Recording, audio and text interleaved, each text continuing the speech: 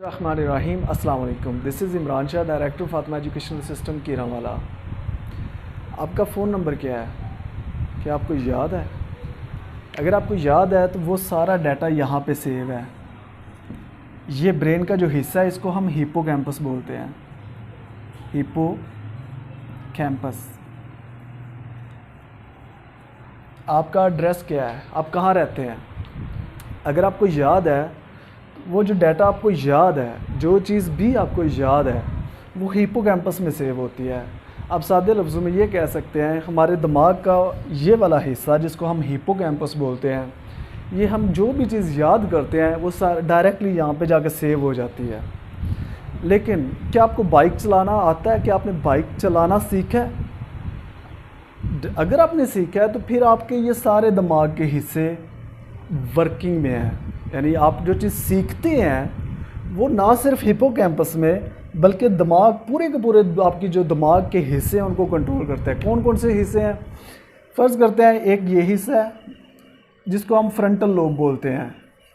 इस हिस्से का ये काम होता है कि आप जो डिसीजन मेकिंग होती है या आप जो लॉन्ग टर्म कॉन्सिक्वेंसेस होते हैं, मसलन आपने एक डिसीजन लिया, उस डिसीजन के क्या क्या नताइज हो सकते हैं, ये जो विज़डम है, ये जो दूरअंदेशी होती है, ये फ्रंटल लोब हमें देती है।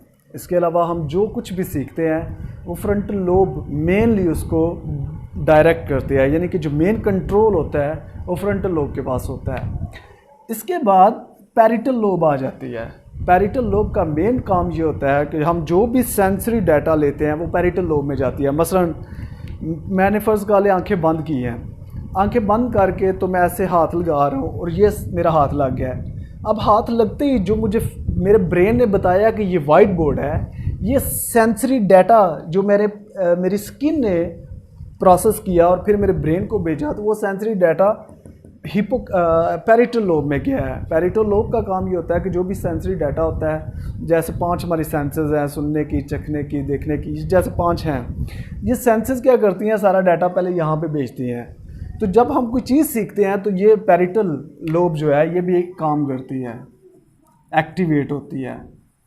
तो इसके अलावा एक और लोब होती है जो टेम्पोरल लोब होती है। यहाँ पे हमारे ये वाला हमारे ब्रेन की जो जगह है, जो टेम्पोरल लोब होती है, इसका काम क्या होता है, ये एक्चुअल में यहाँ पे होती है, इस जगह पे। तो टेम्पोरल लोब का ये काम होता है कि हम जो भी चीज़ पहले हमने सीखी होती है और जो नई चीज़ सीखते हैं, हम उसके साथ जो एसोसिएशन करते हैं वो टेम्पोरल लोब में करते हैं। मसलन मैं आपको कहता हूँ मेलस, कि मेलस वर्ड क्या है, तो आपको कोई पता नहीं है मेलस वर्ड क्या है। लेकिन मैं आपको बोलूँ कि मेलस हथौड़े की मानद एक चीज़ होती है, उसी वक्त तो आपके ब्रेन में आ जाएगा, अच्छा एक चीज़ होती है। मसलन मेलस हमारे कान में, यानी कि हमारा इनर जो एयर है उसमें एक हड्डी होती है, लेकिन ये हथौड़े की मानद होती है। अब जैसे ही मैंने इस चीज़ हथौड़े के साथ उस हड्डी को एसोसिएट करवा के आपको बताया, आपको फौरी तौर पे इसकी समझ आ गई है, ये मैंने एसोसिएशन करवाई है, तो ये आपकी टेम्पोरल लोब में हुई है। इसके अलावा हमारे ब्रेन का एक ये छोटा सा हिस्सा होता है जिसको हम एमिग्डला बोलते हैं। एमिग्डला का ये काम होता है कि हम जो भी हमारे जज्बात होते हैं, या आप कह सकते हैं हमारे फ़र्ज़ का लें, हमारा कोई खुदा न खास्ता आपका कोई एक्सीडेंट हो गया है, उस एक्सीडेंट में जो आप उस वक्त आपके जज्बात आए थे आपके ऊपर, वो एमिग्डला ने दिए थे। अब आपने उस एक्सीडेंट को फ़र्ज़ कर लें याद करते हैं, और याद करते एक्सीडेंट कह लें या कोई भी नुकसान कह लें, कोई भी बुरी हैपनिंग कह लें, जैसे ही आपने उसको याद किया तो हिप्पोकैम्पस को आपने एक्टिवेट किया, यानी कि जो भी चीज़ आपने याद की हुई है वो हिप्पोकैम्पस में सेव होती है। तो हिप्पोकैम्पस में जैसे ही आपने याद किया, तो अब जो आप अफसरदा हो गए या आप गमगीन हो गए, वो गमगीन होने का जो टच होता है, यानी कि जज्बात का जो टच होता है, वो हमें एमिग्डला देता है।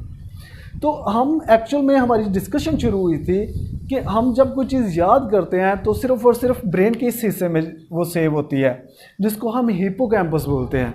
लेकिन जब हम कोई चीज़ सीखते हैं तो वो ना सिर्फ हिप्पोकैम्पस बल्कि frontal lobe, parietal lobe, temporal lobe, hippocampus, इसके अलावा थैलेमस, हाइपोथैलेमस, एमिग्डला, यानी ब्रेन, सारा ब्रेन उसमें एक्टिवेटेड होता है। ये मेन पार्ट्स बता रहा हूँ, ब्रेन के और बहुत ज़्यादा पार्ट्स हैं। बेसल गैंग्लिया, इसके अलावा और बहुत से हैं, लेकिन हम सिर्फ कंसेप्ट को आसान करने के लिए सिर्फ थोड़े से पार्ट्स को देखते हैं। अब मेरा यहाँ पे ये सवाल है, एक बच्चा जो 2 क्लास में पढ़ता है, 3 क्लास में पढ़ता है या 1 क्लास में पढ़ता है, वो चीज़ को सीखता है या याद करता है? जो 3 क्लास में पढ़ता है, 4 क्लास में पढ़ता है, आप जब 10 क्लास में थे आपने कितना सीखा और कितना याद किया? इवन यहाँ तक कि जो हम मास्टर्स करते हैं या एमफिल करते हैं उसमें भी हम रट्टा लगाते हैं, याद करते हैं। मसलन जी कल पेपर है, मैंने पेपर याद करना है। एक 9th क्लास का बच्चा या बच्ची है वो भी याद कर रहा है, FSC वाला बच्चा याद कर रहा है, BSc वाला बच्चा जो BS ऑनर्स कर रहा है वो भी चीज़ों को याद कर रहा है। तो याद करके तो हम एक्चुअल में क्या करते हैं, हम अल्लाह की दी हुई जो नेमत है, जो 100% हमें उसने दी हुई है, हम उसका सिर्फ 5% यूज़ करते हैं। यानी कि याद करने से मुराद सिर्फ और सिर्फ ब्रेन के इस हिस्से को जिसको हम हिपोकैम्पस बोलते हैं, सिर्फ इसको यूज़ करना है। तो फिर बाकी इन हिस्सों का क्या? यही वजह है हमारा एजुकेशन जो मैंने ली, आपने ली, हमारी एजुकेशन ने हमें सिर्फ ऐसे ही किया है, ये बर्तन में डाला और इससे निकाल लिया ना। अच्छा, इसको मैं बल्कि एक और आपसे एक पहले सवाल करके इस चीज़ को समझाने की कोशिश करता हूँ। फर्स्ट करते हैं, आपने एक लुकमा लिया है, लुकमा लिया और यहाँ आपने मुंह में रख लिया है, रोटी का टुकड़ा लिया है, लुकमा लिया है, मुंह में रख लिया है। अब आप 2-3 घंटे वॉक करें तो क्या वो लुकमा आपको एनर्जी देगा? नहीं देगा। क्यों? क्योंकि वो आपने लिया, यहाँ तक उसको सेव कर लिया। अगर आप उसको निगल के वो आपके स्टमक में जाता, स्टमक से आ गया वो इंटेस्टाइन्स में जाता, वहाँ से वो फिर न्यूट्रिशंस दे के ब्लड में शामिल होता, फिर आपकी बॉडी को एनर्जी मिलती, फिर आप वॉक करें, जो भी करें आपको एनर्जी मिलेगी। लेकिन उसको सिर्फ यहाँ पे मुंह में रख लेने से आपको कोई एनर्जी नहीं मिली। बिल्कुल एग्जैक्टली जैसे वो लुकमा हमने लिया और उसको निगला नहीं है, हिपोकैम्पस में, यानी जो चीज़ें भी हम रट्टा लगाते हैं, जो चीज़ भी हम याद करते हैं, उसका काम भी बिल्कुल ऐसा ही है। लिया निकाल लिया, लिया निकाल लिया। जो उसका एक्चुअल में फंक्शन है, जो उसने हमारे किरदार में चेंजेस लाने थे। मतलब एजुकेशन क्या करती है? कभी ये सोचा है आपने एक्चुअल में एजुकेशन को क्या करना चाहिए? एजुकेशन को आपको प्रॉब्लम सॉल्वर बनाना चाहिए आपकी ज़िंदगी। मतलब मेरे पास एक डिग्री है MSc की, क्या मैं वो डिग्री आपको दे के, आप अगर डॉक्टर हैं तो दिखा के इलाज करवा सकता हूँ? नहीं। वो इलाज करवाने के लिए मुझे पैसे देने पड़ेंगे। इसी तरह फ़र्ज़ करते हैं एक केस बन गया मुझ पे, क्या वहाँ पे मैं अपनी डिग्री दिखा सकता हूँ? नहीं। वहाँ पे मुझे अक्ल यूज़ करनी है। मेरी बीवी मुझसे नाराज़ है, वहाँ पे मैं अपनी डिग्री दिखा के तो उसको राज़ी कर सकता हूँ? नहीं भाई, वहाँ पे मुझे अक्ल यूज़ करनी है। मैं फाइनेंशियली स्ट्रेस्ड हूँ, फाइनेंशियली मुझ पे प्रेशर है, तो वहाँ पे जो ऑप्शंस हैं कि किस किस तरीके से मैं इस फाइनेंशियल क्राइसिस से निपट सकता हूँ, ये कौन चीज़ देगी? क्या वो मेरी डिग्री का एक टुकड़ा देगा, या एक्चुअल में आज तक अगर मेरा सारा ब्रेन यूज़ हुआ होता और मैंने सीखा होता कि कैसे फाइनेंशियल मैटर्स को टैकल करते हैं, कैसे रिलेशंस को मेंटेन करते हैं, कैसे स्ट्रेस से निपटते हैं, और कितने ज़्यादा ऑप्शंस होते हैं कि चीज़ को करने के, अगर सीखा होता तो ये चीज़ मेरे लिए मुश्किल ना होती।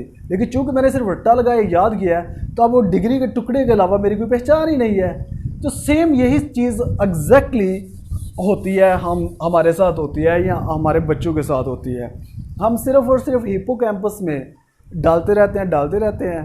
हमारा ब्रेन उस लिहाज से प्रोसेस्ड होता नहीं है, जिसकी वजह से